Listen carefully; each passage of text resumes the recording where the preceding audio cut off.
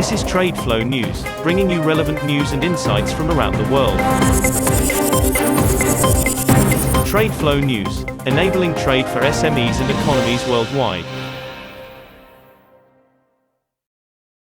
Welcome back to TradeFlow TV. You know the drill, markets move fast, and if you're not ahead, you're under. It is Thursday, July 2nd, 2026, and the psychological dams are officially breaking. What started as a physical supply squeeze in Q2 has morphed into an absolute pricing crisis. We are seeing historic milestones crossed this morning that will fundamentally rewrite central bank policies for the rest of the year. Let's get you caught up for the global open. First up, the 60-second commodities flash. Brent breaches $100. It is official. For the first time this cycle, Brent Crude has shattered the $100 a barrel threshold, currently trading at $101.20. The floating parking lot of rerouted tankers has drained onshore inventories to critically low levels. This is forcing a massive panic bid from Asian and European refiners. Meanwhile, silver closes on $95. The tech metal singularity continues. Spot silver has violently gapped up to $94.30 per ounce. With physical delivery essentially frozen, rumors are circulating. Rumors suggest a major G7 nation is considering classifying physical silver as a strategic national security asset to protect its AI supply chains. Copper surges on strikes. LME copper is testing $15,550 per ton. Wildcat strikes in Chile have officially paralyzed two massive mining corridors. There is zero clarity on when negotiations will begin, effectively removing hundreds of thousands of tons of projected Q3 supply. Finally, Agflation hits earnings. The agricultural input crisis is no longer just a farmer's problem. Overnight, a massive multinational food processor issued a profit warning, citing astronomical fertilizer and grain costs. Global wheat and corn futures remain highly elevated as export bans choke the international float. Let us take a deep dive into why Brent Crude crossing $100 guarantees a stagflationary shock and how the industrial rush for silver is escalating. The data hitting global terminals this morning is the ultimate nightmare scenario for the Federal Reserve. You cannot fix physical supply constraints with paper interest rates. Look at the triple-digit energy baseline. Brent at $101.20 is not a speculative blow-off top. It is the mathematical cost of a broken maritime system.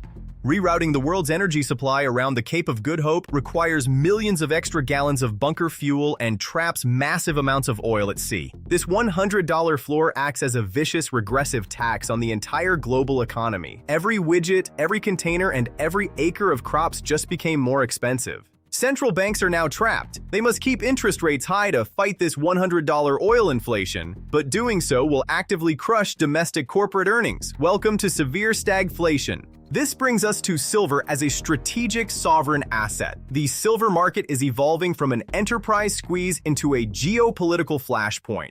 When tech giants started bypassing the COMEX to buy direct from miners, it drained the market. Now that the price is near $95, governments are waking up. Without silver, you cannot build AI data centers or solar panels. Rumors suggest nations are considering treating silver like uranium, imposing strict export controls. If governments start hoarding physical silver alongside tech corporations, the paper futures market will completely implode. Keep an eye on the farm-to-table margin crush.